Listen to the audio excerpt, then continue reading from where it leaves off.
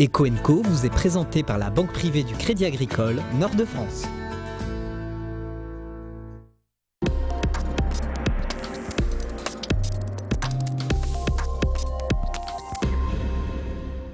En deuxième partie d'émission, avec notre expert, les conseils pour prévenir la disparition brutale d'un chef d'entreprise ou d'un homme clé dans son entreprise. Bon, ça n'est pas très gai, mais en tout cas, c'est du concret parce que la suite, ça se prépare. Et puis, si vous avez la fibre entrepreneuriale, eh bien, vous pouvez devenir ambassadeur de développement d'initiative. On vous dit tout dans quelques secondes.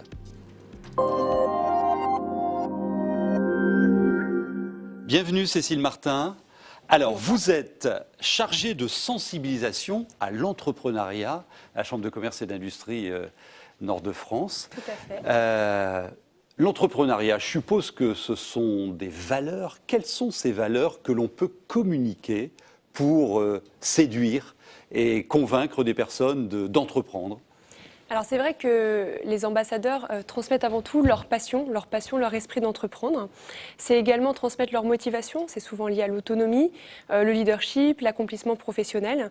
Voilà, c'est vraiment ces valeurs qui sont vraiment liées à l'esprit d'initiative et sur l'envie aussi d'être acteur de ces projets professionnels. Voilà, développer l'esprit d'initiative. Et ça marche d'abord chez les jeunes. Vous allez rencontrer un jeune chef d'entreprise, Romain Sarels, à la tête d'une entreprise qu'il a créée d'ailleurs, Pub&Co. Alors lui, non seulement il développe son affaire, mais il veut s'investir justement pour partager ses valeurs, entrer dans les réseaux. Regardez-le, il est passionnant et ensuite on décrypte avec vous. Il s'appelle Romain Sarels, il est chef d'entreprise de Pub&Co, une start-up spécialisée dans la publicité dématérialisée. Depuis 2009, il s'est engagé en tant qu'ambassadeur auprès de plusieurs structures, notamment l'Entrepreneurium ou encore le Pével Business Club. Le rôle d'un ambassadeur, c'est à la fois d'être acteur et participant du réseau, mais c'est aussi de donner envie aux gens de rejoindre le réseau et de s'engager pour le réseau tout simplement. J'ai toujours eu envie de m'engager dans des démarches qui me tenait à cœur, donc c'est sûr que l'éducation et la sensibilisation de l'entrepreneuriat et mon territoire sont deux des principales choses qui me motivent et qui me font avancer. Le fichier au format Excel renfermant la livraison du... Malgré un emploi du temps bien chargé, le jeune entrepreneur intervient une dizaine d'heures par mois au sein de ces différentes structures. Échange d'expérience ou encore accompagnement, Romain n'en tire que du positif. Colonne droite le nouveau et tu fais correspond. Moi j'ai un seul message à dire, c'est investissez-vous pour faire avancer et évoluer les choses. Vous avez la chance d'être libre de votre emploi du temps et d'avoir des compétences qui sont attendues par les clubs associatifs, par les professeurs et autres. Donc investissez-vous, montrez l'exemple. Actuellement, le réseau Entrepreneurium est composé de 50 provocateurs d'initiatives, une démarche volontaire et une action gratifiante. Voilà, Romain Sarels. Alors, c'est bien ce qu'il fait. Il passe du temps à partager, échanger. Quelle est la méthode ? Alors la méthode, comme vous pouvez voir, donc, comme Romain, il faut déjà être convaincu. C'est avant tout sous forme de témoignages, souvent dans les établissements scolaires. Ça peut être également en intégrant des jeunes au sein de leur entreprise pour faire découvrir le milieu de l'entreprise. Sous forme également de parrainage pour créer des mini-entreprises. Voilà, de manière globale, c'est vraiment développer la relation entre l'école et l'entreprise en expliquant par des cas concrets les situations d'entreprise et la réalité en fait, du monde de l'entreprise. Et si vous êtes intéressé, si vous voulez entrer dans ce réseau d'ambassadeurs, notez cette adresse. Cette démarche s'intègre dans la suite dans les idées, qui est un programme régional qui promeut l'esprit d'entreprendre. Et vous, comment vous les aidez, ces ambassadeurs ? C'est votre boulot au sein de la Chambre de commerce et d'industrie. Alors, effectivement, c'est notre travail. C'est vrai que dans le cadre de la suite dans les idées, on veut vraiment développer l'esprit d'initiative. Et pour ça, les chambres de commerce ont le rôle justement de mobiliser les entrepreneurs. Pour ça, on les forme, on les outille pour qu'ils puissent intervenir dans l'établissement scolaire. Voilà. Donc ça, c'est le dispositif Entrepreneurium. Dès le plus jeune âge. Dès le plus jeune âge. Voilà. Ouais. Alors, ce boulot est important dans les établissements scolaires, les collèges et les lycées, parce que l'esprit d'entreprendre, c'est pas comme ça, quoi. On n'attire pas les mouches avec du vinaigre. Il faut convaincre et sans cesse sur le métier remettre son ouvrage. C'est ça le but. Alors c'est avant tout développer l'esprit d'initiative. Donc Ouais. c'est vrai qu'il faut prendre des initiatives. initiatives. Et c'est effectivement, ça peut être dans le monde associatif, comme voilà, dans la création d'entreprise. Mais ce qui est important, c'est avant tout de démystifier l'entrepreneuriat. Il y a encore des freins à lever liés à la création d'entreprise. Donc ça passe également par de la sensibilisation dans les établissements scolaires, notamment dans la conduite de projet, où les jeunes sont acteurs. Voilà. Alors, combien de chefs d'entreprise ambassadeurs comme Romain vous accompagnez?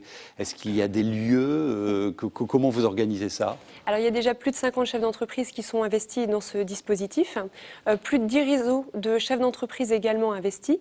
Donc voilà, donc c'est une initiative qui est en marche et effectivement qui a de beaux projets derrière. Alors, en même temps, chef d'entreprise, toujours la tête dans le guidon, on lui demande de mouiller la chemise pour partager. Quel conseil vous pouvez lui donner à celui qui pourrait avoir envie de devenir ambassadeur? Alors, moi, je n'ai pas réellement de conseils à lui donner dans le sens où c'est lui le mieux placé pour justement sensibiliser à l'esprit d'entreprendre. Qui est de mieux placé que les chefs d'entreprise pour parler de l'esprit d'entreprendre? Donc voilà, donc moi, c'est plutôt un message à leur faire passer, de leur dire de s'investir, de se mobiliser. On a besoin d'eux. Voilà, on a besoin d'eux pour construire l'avenir économique de la région. Donc vraiment qu'ils rendent contagieux cet esprit d'initiative. Ça, c'est vraiment important. Un hashtag à noter. Une adresse d'un site internet également, si vous voulez rejoindre la cohorte des ambassadeurs. Des provocateurs d'initiative. Les provocateurs, devenez provocateurs. Et merci de les y aider. Merci à vous. Merci. Et on va parler maintenant protection de l'entreprise en cas de disparition du dirigeant.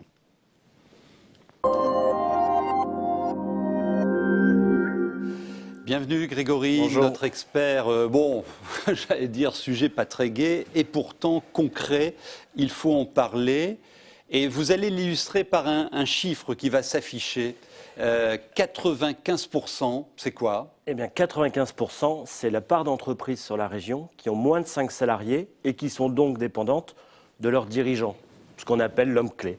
Donc il y a lieu de se poser la question avant qu'il arrive des soucis sur les potentiels dysfonctionnements, perte de chiffre d'affaires, voire même défaillance de l'entreprise. Et la quasi-totalité des entreprises repose sur un homme, quoi. Hein, c'est ça. Alors on vous a posé une question un peu iconoclaste. Hein.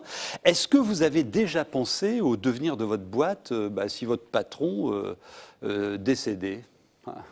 C'est une surprise pour presque les 3/4 d'entre nous, 71% disent non. Le patron est immortel. Alors il y a une dimension émotionnelle aussi dans cette réponse, on ne se projette pas, mais il y a surtout une dimension économique à surmonter. Je relisais il n'y a pas longtemps une étude du pôle assurance de la Banque Populaire qui avait analysé que 25% des entreprises qui avaient perdu leurs dirigeants avaient une défaillance dans l'année qui suivait. Donc ça concerne vraiment tout le monde.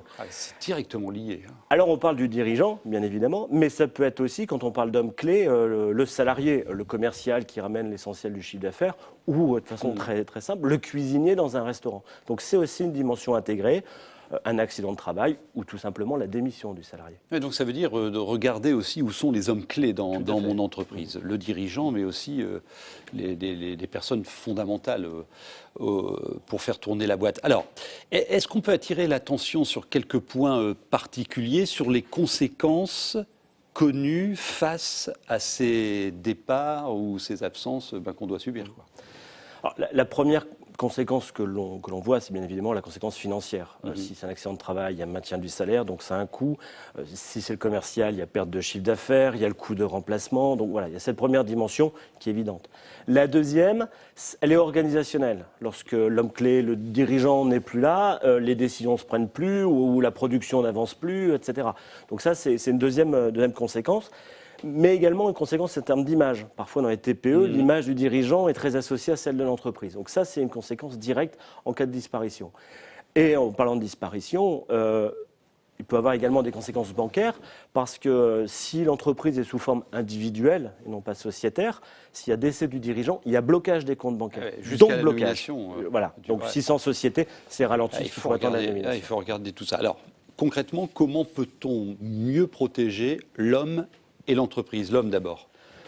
Alors déjà, il faut voir s'il s'agit d'un salarié, du dirigeant ou du dirigeant salarié. Ça, c'est le premier point. Et le deuxième, de quoi parle-t-on? On parle d'accident de travail, de décès, de maladie, voire même de maternité. Voilà. Alors, quand on est salarié, dirigeant ou pas d'ailleurs, il y a la couverture sociale, et en France, elle est plutôt étendue, donc ça, c'est plutôt un élément de protection.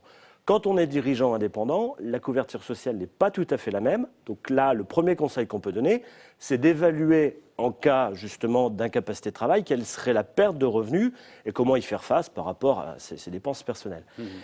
Et toujours sur le dirigeant, qu'il soit salarié ou non d'ailleurs, il y a lieu d'étudier si, en cas de défaillance et donc de perte d'emploi, même du dirigeant, est-ce qu'il serait pris en charge par Pôle emploi, l'assurance chômage? Ça n'est pas évident, et donc ça, il faut mieux se poser la question avant que d'être face à la situation. D'accord. Et pour l'entreprise? Alors, pour l'entreprise, il y a 3 grands domaines sur lesquels il faut analyser. La première, c'est financière, la protection financière. Alors, il existe des assurances, par exemple l'assurance décès invalidité, qui permet d'assumer la prise en charge des emprunts, tant personnels que professionnels d'ailleurs. L'assurance somme clé, qui permet de garantir un niveau de revenu dans l'entreprise le temps de se réorganiser. Donc ça, c'est une bonne sécurité, une bonne précaution à analyser.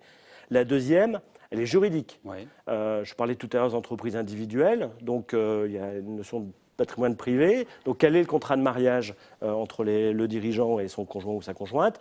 Les statuts de l'entreprise, on insiste fortement sur cette dimension-là, de la bonne rédaction des statuts.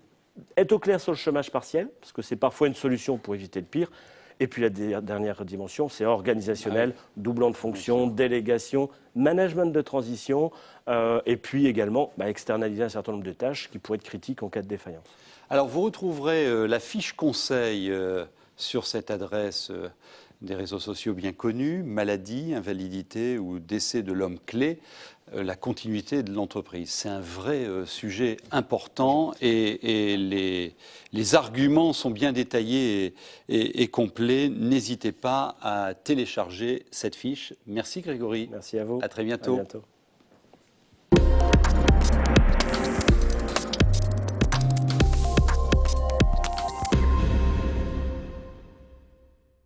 Eco & Co vous a été présenté par la banque privée du Crédit Agricole Nord de France.